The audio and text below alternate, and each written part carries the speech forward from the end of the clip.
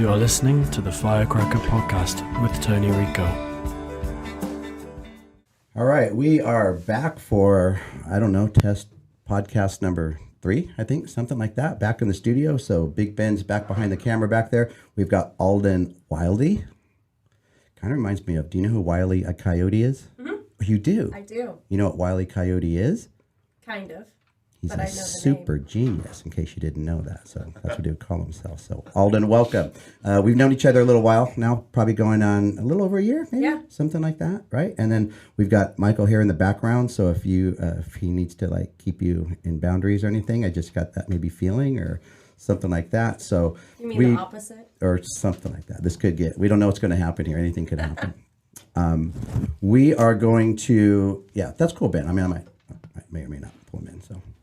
We'll just keep them off over there and let them talk in the background. Okay. So, this is not your first podcast. No. Is this number 3 now? Yes. Woo! Experienced veteran. Sure, we'll say that. You got 3 under your belt. Yeah. First time I saw you was on the foul pole to foul pole. Yes, that was the second one I actually Second did. one, okay. Mm-hmm. Oh, yeah, that was the second one. Yeah. Okay. I really like that one, and I like what he's doing. But we've got you out here on the West, so you are a firecracker coach our Midwest firecrackers, and we were talking a little bit yesterday. You arrived yesterday in town, and you kind of tracked me and kind of watched some of the craziness that goes on here in the facility with our classes and such. But we were also talking about circumstances, kind of what brings things together, people together, and sometimes they're fortunate, sometimes they're not. I'm not going to call it an unfortunate circumstance, maybe a situation that took place, but without kind of your I keep saying situation that you were in before, we wouldn't be here right now. You kind of had an opportunity, we'll call it, to step into some leadership and kind of take over a program. So I think when I realized that, I don't know if I reached out to you or you reached out to me for a question, but I knew you were there, and I didn't want you to feel like you were on an island. And so you mentioned the word support yesterday.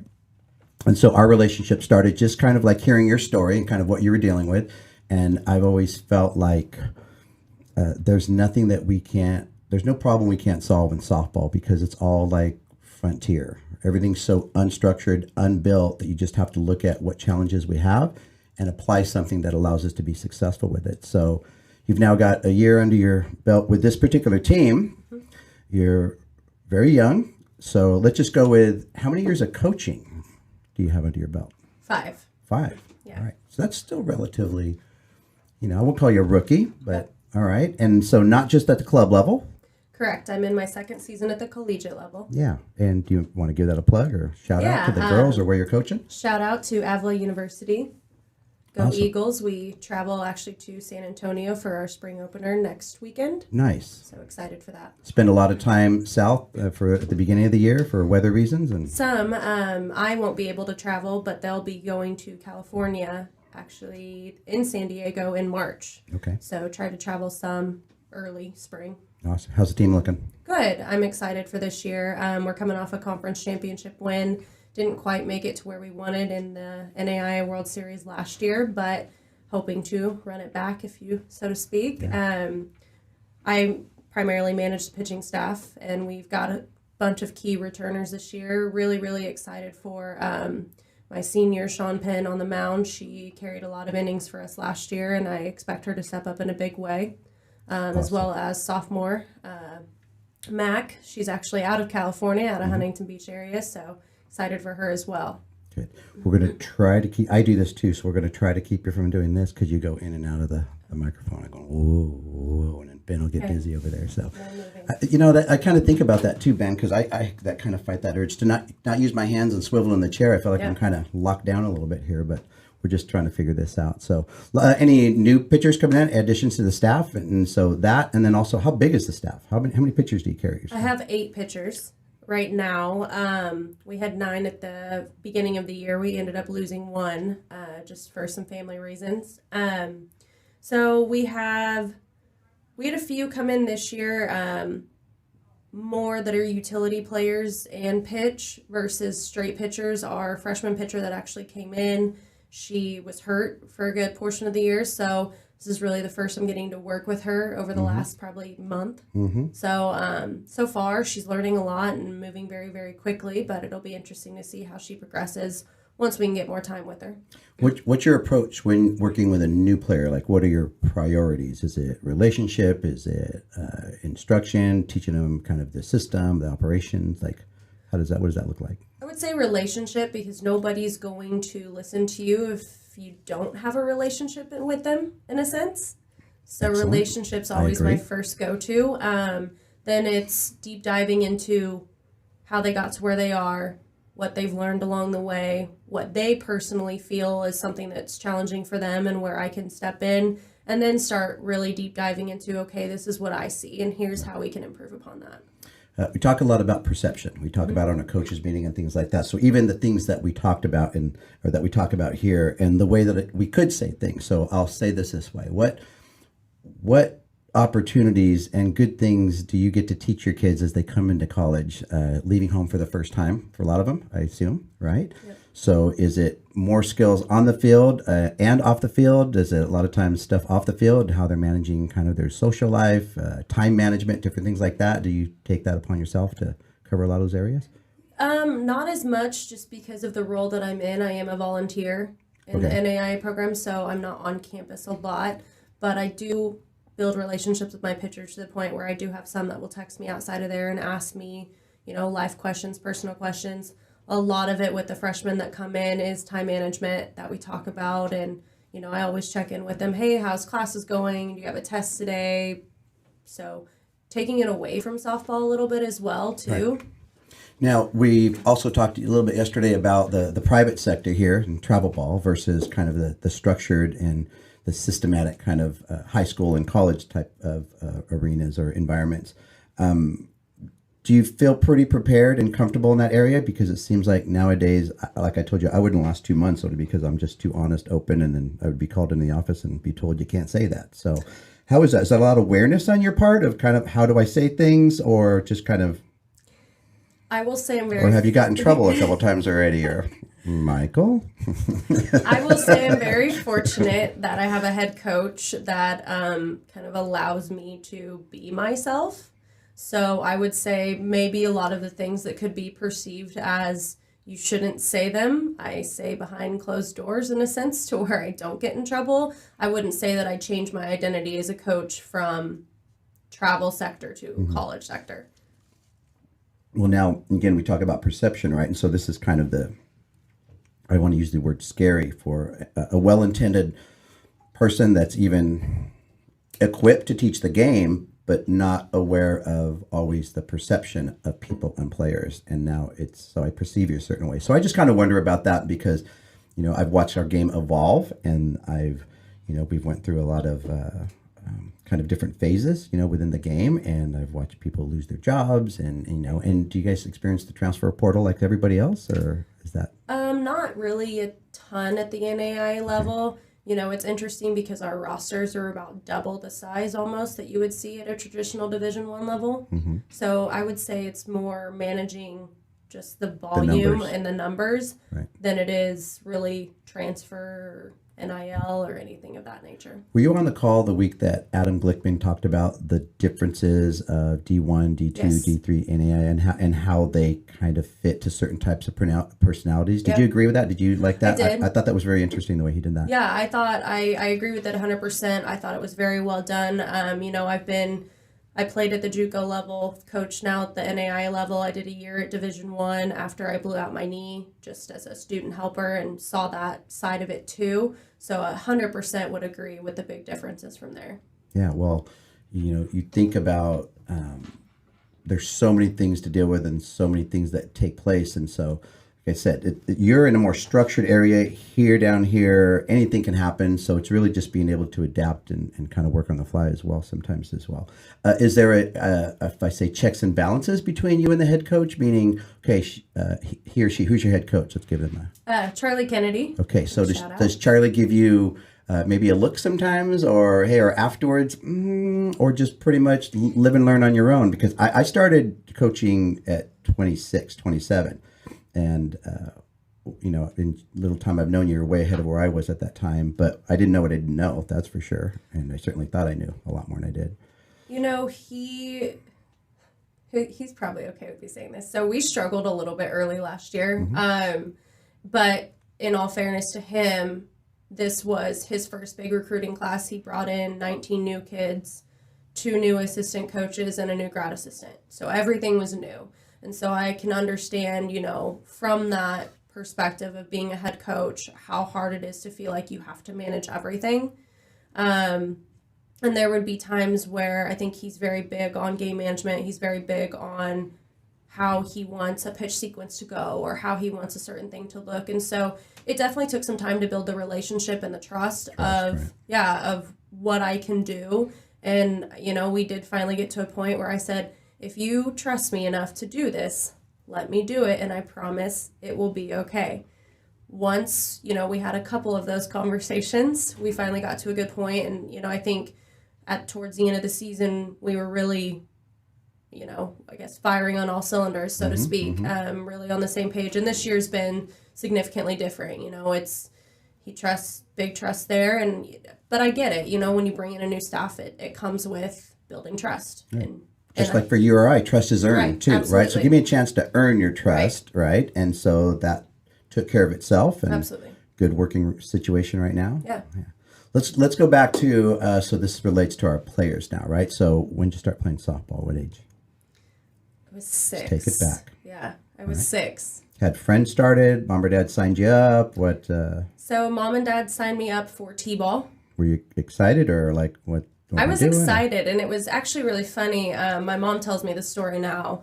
A really good friend of ours in t-ball way back then called it and said, Aldyn's going to be a softball player. Way back at 6 years old. I don't know what she saw. Did you never asked her? I didn't. My mom tells me that story, but I've never gotten to the point where I asked her. Her daughter actually happened to be my catcher growing up. So that was really cool. So, but yeah, I never asked her, hey, what did you see? What was the signs there? You should sometime. So what was, do you remember the name of the team? I don't. It was like our local Optimist Club T-ball league at that point. All right. And so obviously no pitching. When did pitching come into play? Was that a choice of yours? You saw it, someone said, hey, let's take a look, or you kind of did it and coach said, hey, you look like a pitcher. So how'd that happen? So I started at 8. I had a couple kids older than me that were pitchers that I saw, and I think a lot of kids, as they see older pitchers, they always want to try it. Everybody, I will say my beginner pitching classes that I teach are huge, and then they start to dwindle as you get older because they realize the work that goes into it. But yeah, so I would say I started just from seeing local kids around the area pitch that were older than me. Did you excel right away, or was that a learning curve, kind of building your way up? Or do you remember the tough days, or what was that journey like? It was a learning curve for sure. I think as everybody goes through. And I will say I was from a very small town, so in the middle of Kansas. How small was it? My graduating class was 123. Okay. I'm not sure the population itself, but so in Kansas they rank anywhere from 1A to 6A high schools, so I was 4A. 6A being the largest? Largest, yes. Yeah. Okay, all right, not too bad. You were in here, just to tie into the pitching, you were in here last night witnessing the range culture environment, and you got to see something very special in little Gia's second range class. So that kind of took it back to your age. I was wondering if that kind of brought back some memories, and kind of watching her, like, hopefully you see the environment that we create. So I'll just jump into that. Like, what did you see last night? And again, it's conversation. We're just having a conversation, right? But if there's 3 people listening, 5 people listening, I always try to keep it relatable to people that might be watching, to say, okay, that kind of sounds relevant. And I feel like for me, there's so much room for more happiness inside our sport. And when I keep going back to our core ingredients of love, happiness, and respect, and kind of backyard feel first, and then we kind of work our way up to the intense competition or the accolades or whatever. But just your opinion, and I have not asked you or anything because we just haven't seen each other last night. What was last night? What were your takeaways, or when you left here, like that was completely crazy? I don't understand it. It's somehow it made sense. What was your takeaway? Well, I was talking to Holly a little bit just in the middle of it and just asking her kind of questions about how it came about and different things. And because really the concept of the range is something I try to implement in my everyday lessons. It's okay, it's one thing to learn the mechanics. It's one thing to learn how to throw the pitch. But how do we apply it in a game? Because it's more than just, okay, throw it low and inside or high and inside. It's what is this batter doing to where I can throw that ball maybe half a ball off the plate where it's dropping at the knees to the ankles, and what's that going to make the batter do? So understanding how to apply the pitch. I look at it from a science perspective because that's my background. Okay, I'm going to learn my knowledge, but then I'm going to go into the lab and I'm going to apply it. Then that sticks with you because it's real life examples in a sense. So and it can evolve like to such a high detailed. So whether you're tech and data oriented, right, or it's for me, I'm an attention to detail guy, but now let's go back to when you were 12. Yeah. Scientific? No. Were you already starting to, or was it, because you could be like a behaviorist, not even realizing, I'm kind of noticing certain things. What was that evolution like as you started pitching, starting getting better, and to the point to where now, it can be very detailed to what you're watching batters and what they're doing. But what was that evolution like for you? So pre-high school, high school. So I probably had a little bit of a different upbringing than maybe some. My dad was a Division I All-American and then a pro coach. So that was the background I grew up with. So a lot of things were very, very intense, which I love and I'm very thankful for now, even though it drove me crazy early on. I tell people, if you haven't read the book Mind Gym, you should. But I was reading that book by the age of 12 and 13. So I would say that my upbringing was a little bit different when it came to sports and intensity level and different things. But, as far as just like always, I'm trying to think. I want to say like learning the game, right? Yeah. Like so I get that. Now I have a question about that as well. But was that kind of a natural progression to where you started realizing, because to me, I don't want to say fun, but that's the pocket of the game that I love to be in, right? To where, and so you saw the challenge last night of talking to an 8-year-old and talking to a 16-year-old, but somehow engaging the 8-year-old to just a little smidge of attention, and they start to notice little things. So like the question and answers in there, right? Because they're not at all applying, not even on the charts. They're not charting the way the older girls are, right, but you're starting to pull them in. It doesn't need to be like that. No. So just kind of wondering if you would track that, because again, and now you're into a different aspect of the game, and teaching that part of the game. Difficult for your pitchers, or they like it, or kind of a personality thing as far as like the intricacies and let's just call it the scientific aspect of it? Or I think from the ones that I really, really get into it with, they really like it because they feel more in control of the game, and they understand. It's you talk about you were doing the deep breaths last night. You were talking to them about how to calm themselves on the mound. To me, I always had anxiety if I didn't know what I needed to do in a situation, or I didn't know how to maybe correct a mechanic or something. So a lot of the teaching that I do is getting them to understand this is how something should feel, or what does that feel like, or what do you think? A lot of that, hey, if I put you in this situation, and asking them that question and answer, like you just said, that kind of circle back around to what are we truly trying to accomplish with this?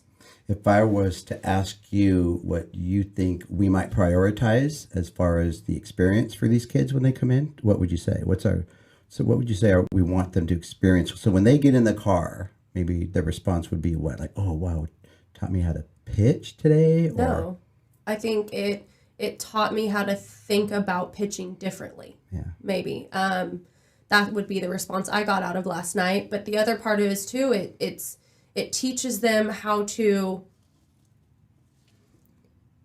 I guess, not take it all so seriously and simplify it. And you can still be intense. Yes. Like you can still have, but to balance those two things between the level that I love to compete at, but then realizing that not everyone is always at that level, and to not prioritize that, let that find itself, because there's nothing like candy competition at the end of a class. Yeah. And it's fun. And that's what it should be. Don't you feel like you could have walked by a schoolyard at recess and seeing that same thing? Yes. 2 lines of kids just having fun. Yeah. I try to bring that in conversation because, perception, right? Perception of me, the range, whatever. And Holly is my partner with the range, and she's done an absolutely amazing job of storytelling with that. So the Instagram, everything that she's doing, and the notoriety that's becoming as a result of that has just been an amazing partnership. I personally have never had a partnership like that in softball to where it's working like that and the storytelling of it. And it's really cool because it combines a lot of aspects. But I was really, really glad that you were there because, again, to anyone watching, you don't necessarily have to be having fun if that's not a priority to you, right? But you're providing an experience to people. Mm-hmm. So for me, this all started with wiffle ball, started with Nerf football, started with mud bowls on Saturdays with nothing, just playing. There was no lessons when I grew up. There was no anything like that. It was a group of kids getting together saying, what do we want to do today, right? What do we want to do this summer? And then doing it every day. And where do we want to hang out? Not where do we have to hang out? And certainly not being somewhere that we don't want to hang out at, because that's not really how to spend summer vacation. So it's really just giving people an idea on what potential ingredients can change the experience, because that's really what we want. So perception. You perceive what's the perception of Aldyn, would you say? Oh God, that's intense. A hard question. Intense is probably a good word. How about when you were 8, 9? Was that showing it? Because you came into structure and you came into already kind of a higher level. So is that a little bit personality and the environment? Were there certain standards that your dad had of the way you played the game, or?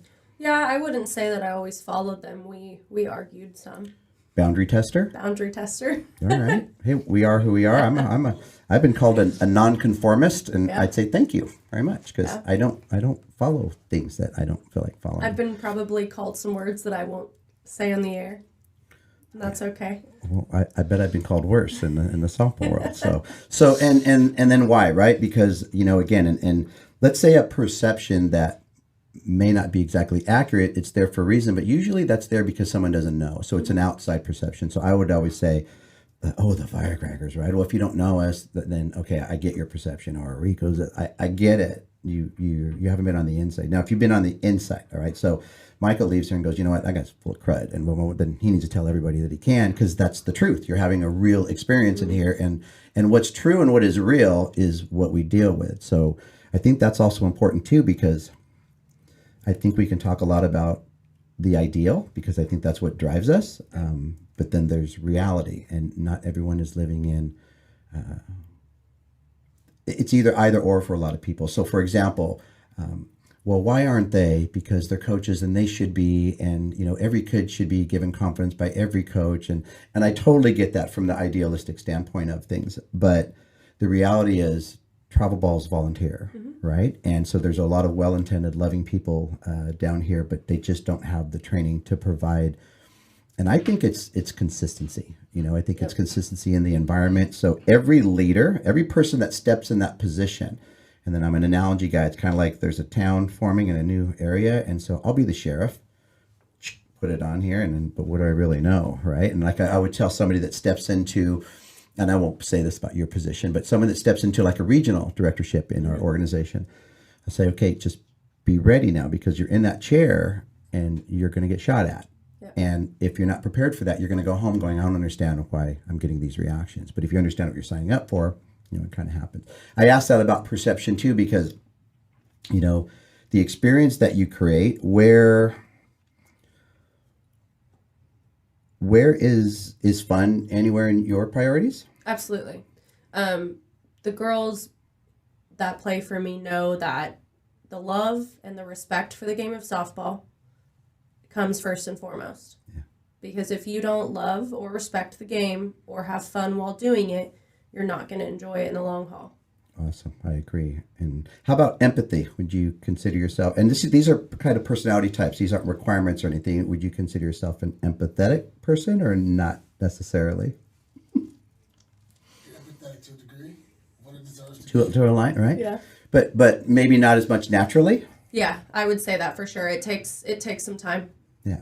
Sometimes, though, that's a good partnership when you have an empath and a non-empath. Yeah. Right? Because if you're seeing things from the same angle, it's so I need the non-empath because I don't see black and white, and I don't see structure, and I don't see order, and I don't see, and sometimes I need to be told things, and if there's a mutual respect, I think that's sometimes again, it's perception or perspective of that, because I think a lot of times that leads to conflict because you see something in someone else that's different than the way you are, and it gets real easy to either get triggered or this or that. But we're all a collection of different type of people, and I would just encourage coaches to know who you are, know kind of how you're wired. Oh my goodness, know how you're wired. Was that me?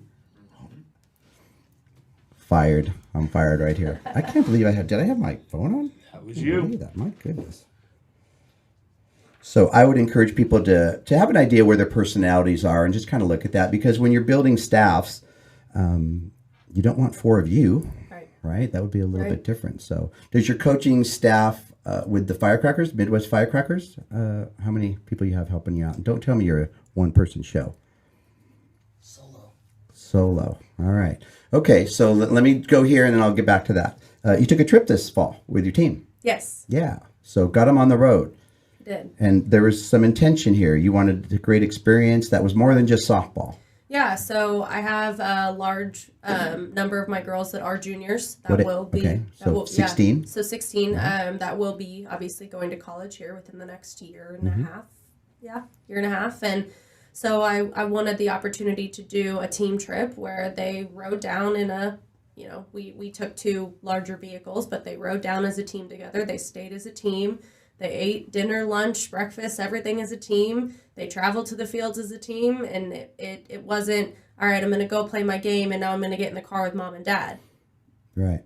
No, it wasn't like that. And I told the parents, you're obviously more than welcome to still travel. I don't want to take that experience away from you to come watch your kid, but they will be with us. So what are some rules or some guidelines that you put in place that they might have not have been used to or not have applied if they were riding with their parents or traveling with their parents? Or were there any? Because I have a few, but.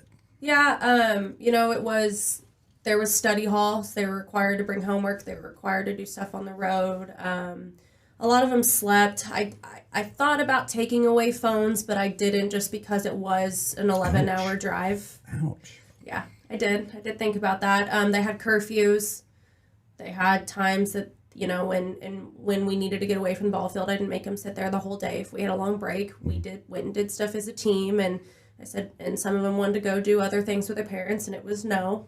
This is a team trip. This is a team trip. You're going to go do this as a team. But that was out in front, so everybody understood that, right? Right. So, yeah, fortunately, it wasn't like a week long, so we didn't have to fill a ton of extra time. So we drove down there, we went and got dinner, we got to the hotel, we went to bed, we got up the next day, we had 3 games, we came home, ate dinner, woke up the next day, had 2 games, drove home. So everything you put in front of them, they pretty much digested it well, and nothing was too much or anything like that? No, I don't think so. Is there a progression that if you took the team on the road again, do you come back thinking, okay, next time I would maybe implement this, or let's tighten this up a little bit, or do you notice things as I'm critical on behavior, right? So there's no walking into a hotel lobby with your stuffed animal or your pillow, or walking in or walking down to breakfast in your pajamas and acting like, because what happens if you represent the USA team? Right. You're not walking down to the lobby and it's not that you need to be on the USA team. It's just you're representing certain things. Yeah. And everyone's different. We all have different things but just simple rules of things like that. Because I think that's important.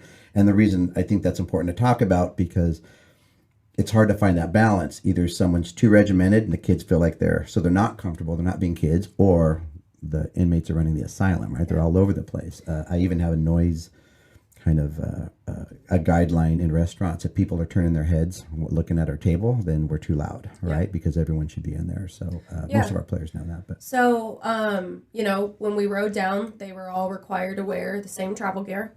So nice. It was a uniformity thing. I wanted them to walk the same and look the same as we walked into the hotel as we traveled. They all had their own travel duffels that were, again, uniform to the team, that were required. You don't get to bring your own bag. So those for sure would be things that I would keep. We did take them out to a restaurant, and they were all pretty good. It was honestly, I think, better than I thought initially. Did the parents go to the restaurant with you? No. How did you handle the bill. Yeah, so we required fundraising for everybody for this trip, specifically to cover. So you took care of team dinners. Correct. Okay. We took care of all the food, all the team dinners, the hotel, and the travel. I'll share something with you real quick on what we've done for a long time. And this happened because I would see a really nice guy like Ben take 4 kids out to dinner or lunch, and they all this is way back in the day now, right? So they all throw in $10 for a $9 chicken nugget meal or something, and their bills were really $14, $15 each. So drink, tax, and tip. Okay, so now he's out of his pocket $50 because he's a good guy taking kids to lunch. I'm like, that's not right. Right. If you said, hey, I want to take it to lunch, that's one thing. So I saw that. I was like, I'm not okay with that. So we started doing something called drink, tax, and tip. Our whole team sits at one table. And anyone that's in, and I just know from knowing servers, right? The last thing you want is someone saying, hey, my mom's going to take my order. Can you take my kids over to order on that table over here from my table because it's a different station or something like that? It doesn't work. So it's one check.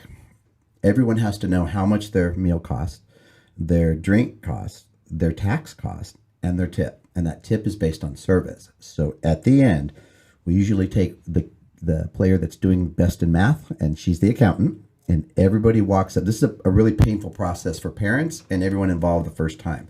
But what I'm proud of is that they leave there being aware of their own share and not just assuming things with people.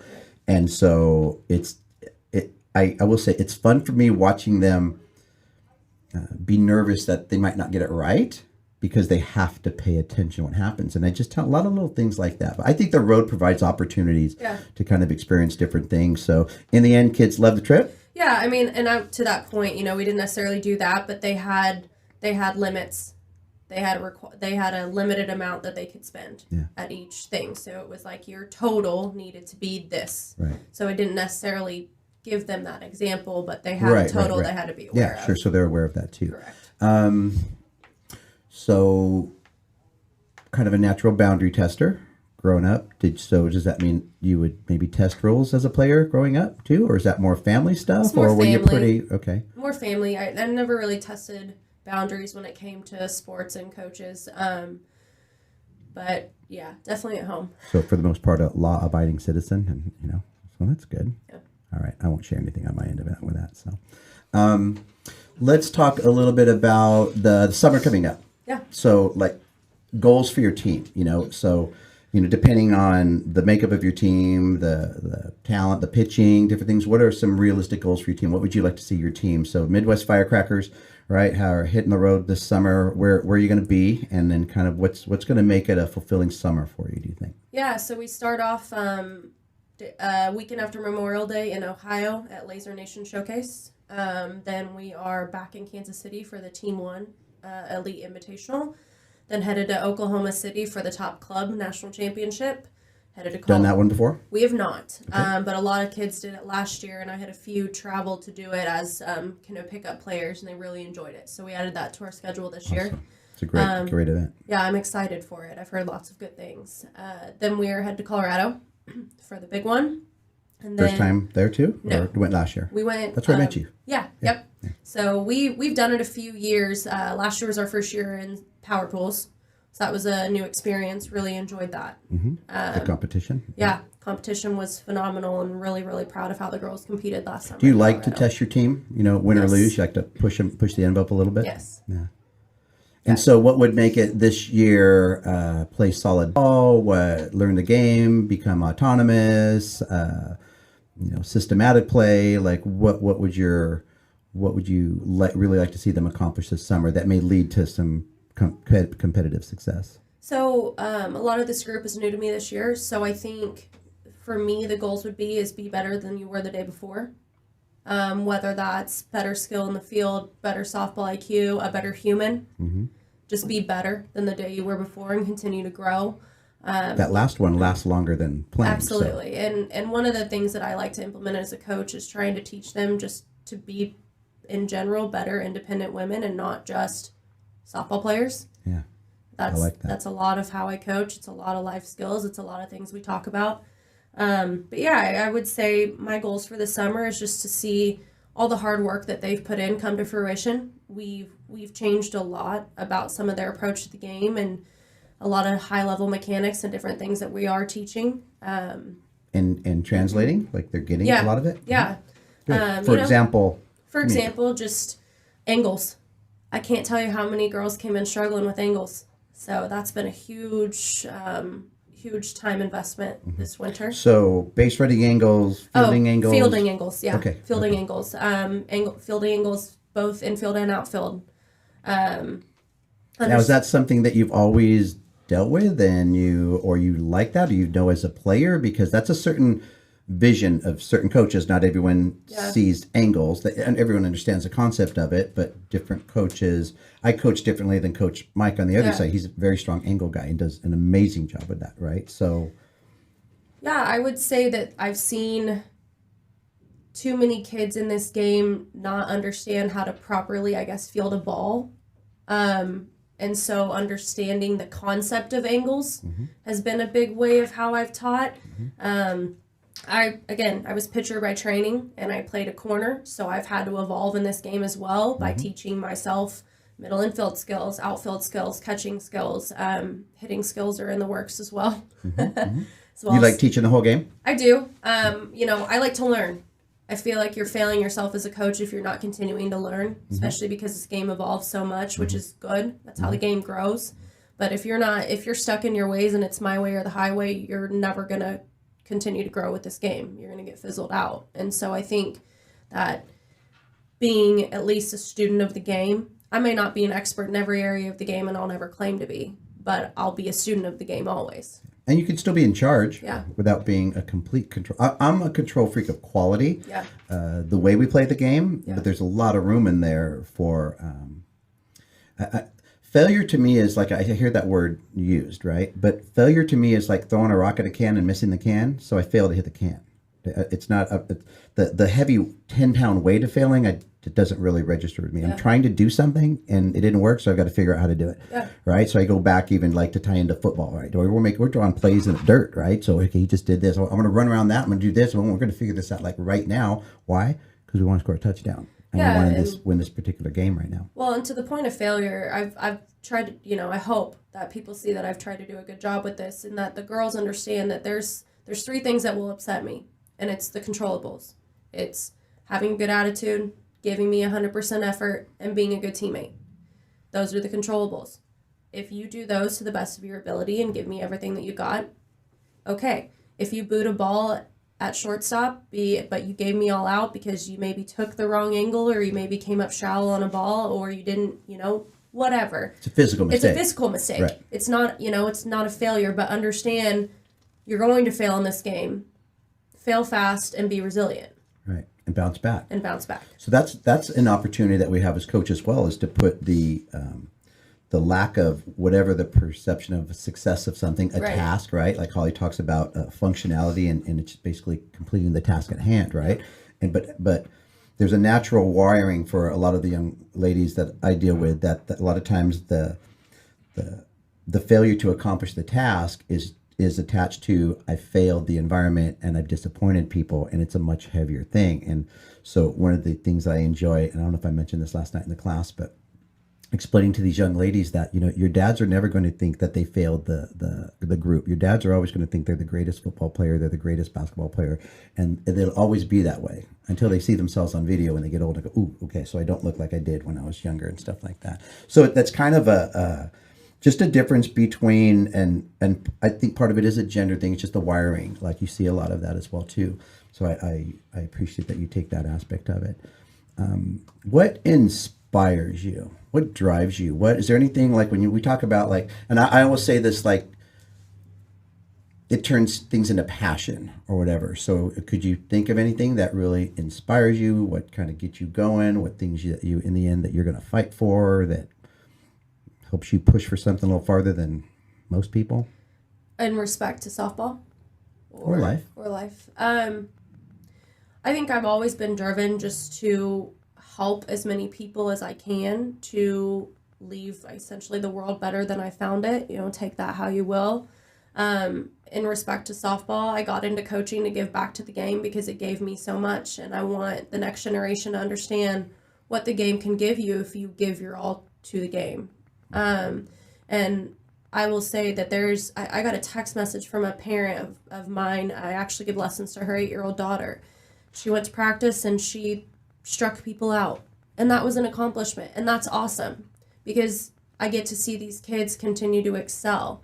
You know, something we may say, oh, I threw a strikeout the other day that at 16 you might take for granted, but that's really cool for an 8-year-old. Right, absolutely. And so understanding that there's successes at all levels and they're different for everybody, but getting to see, okay, we've put in this work.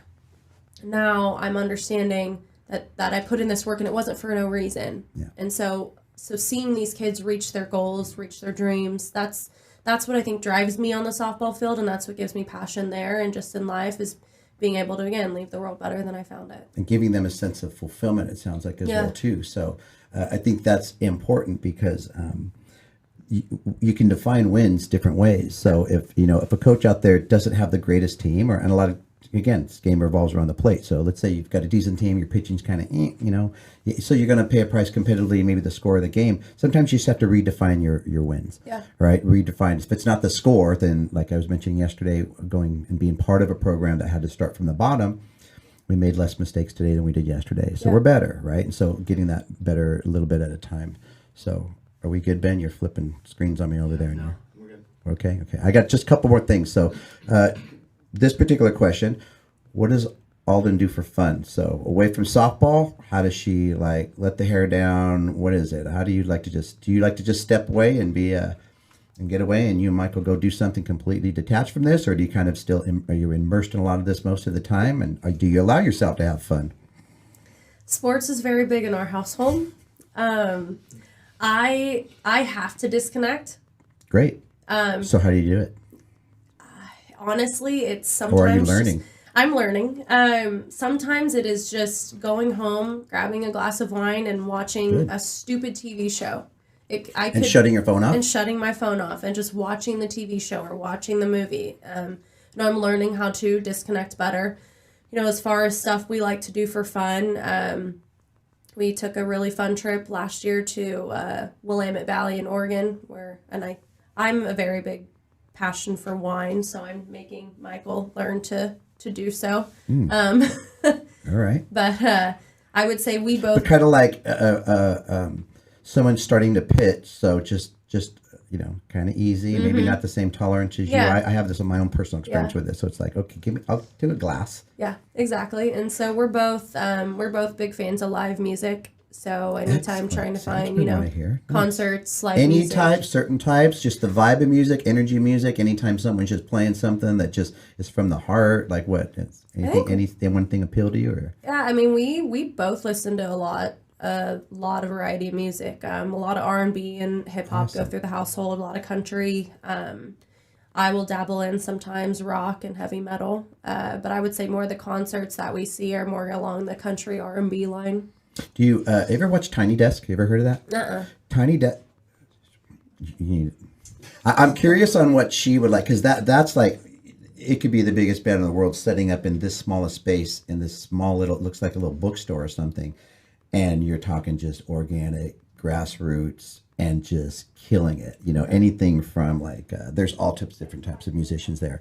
Dave Matthews has a great big band, and then he goes in and just plays guitar in there and kind of jokes about the fact that I'm used to other guys making me sound good behind me, so it's just me and my guitar. But check out Tiny Desk. I'm interested to see what she would do. What it is, I like the word disconnect, because I think that's important, because at 8 or 9, I think I told you yesterday, I knew I wanted to be involved in sports or music my entire life, right? And so my kind of escape is to just play music on the side and just detach. I was mentioning earlier, I had to play music with my nephews, and I was Uncle Tony that played drums in the back, and Uncle Tony didn't talk.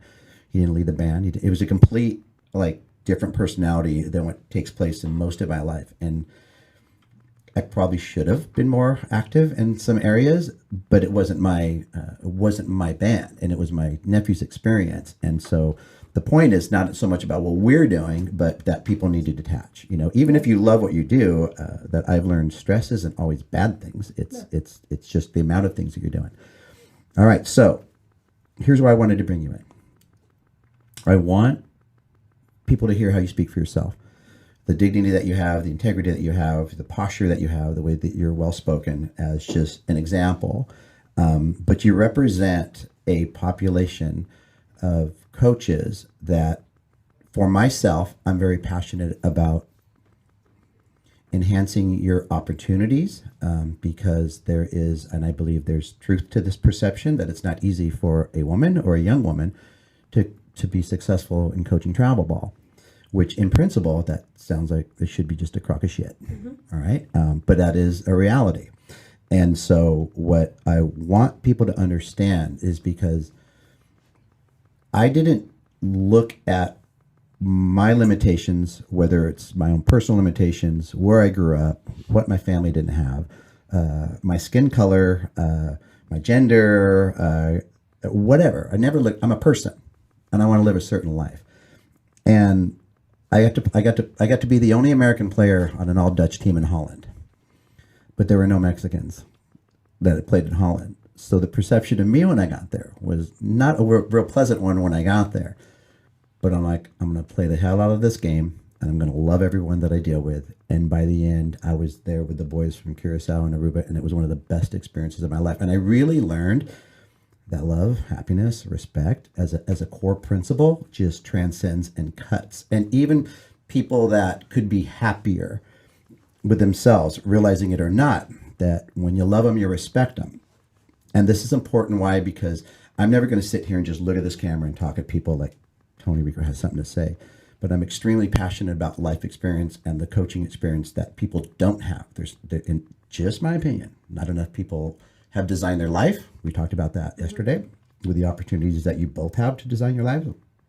Not enough people are secure, so they can't be truly happy for others' success. That's always comparative and this and the either or, and then kind of tearing it down. And there's a lot of it is just natural, but I want you to understand that, Aldyn, there is nothing and no one and no group that can stop you. Now, if you take it on the wrong way, you go into that web. And this isn't this is a personality and a behavior type I'm talking about. So we're not talking about a person. We're not talking about a group, particular group, nothing. Because I would just say, look, if this shoe fits you out there, then the shoe fits you. That ain't my fault, right? But it is what it is. Because we didn't win our championships with just kumbaya. Love, happiness, and respect gets me in my door, right? But I've kicked plenty of ass on the field, and so have our teams to know that don't F with us. Not past this line, because we didn't get here by disrespecting or depreciating or conquering and then making people feel less than.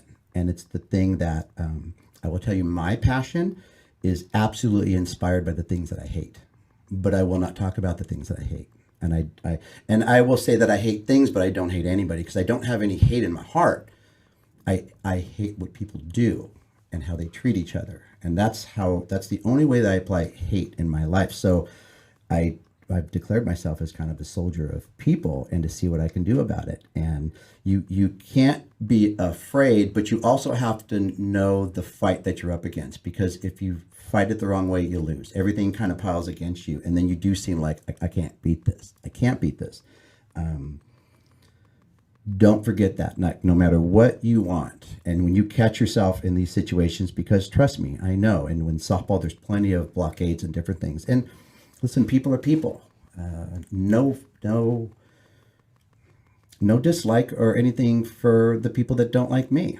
I love them. I love the people that we serve. I love the people that don't understand the inside of me or the firecrackers in the organization or out, because all we want is for people to be better and to be happy, and that's it. And so I want to go on record by telling you this, that it's going to be really fun to watch you for however many years I have remaining, to just put your head forward and conquer this thing, but prioritize the love and the respect. I understand that you're threatened by. I understand that you don't want me here. I understand that you're putting me over here. I understand that that's what you told me, which is why I booked a field next to your event and why I knocked it out of the park with another organization that you put 27 miles away, which I get it. You have a lot of teams to manage. But that's why I had to do what I did, and why people are following my team to where I'm going next time, because that's what we did with the Firecrackers. We were not on a conquest, anything. It was like, how do we want to experience this game? And then we do something, and then we'd evaluate it. Do we want to do this again? A lot of times we didn't want to do it again because of the way people were treated. And that's just what works for me. So I'm going to tell anyone that's listening right now, keep your eye on this young lady, because I want to be able to provide all the support that I can and that we can. Get to talk to Holly again. You're here one more night and stuff. So one more time here in the facility, soak it all up, because you're just going to see that that's all we're really, really trying to do.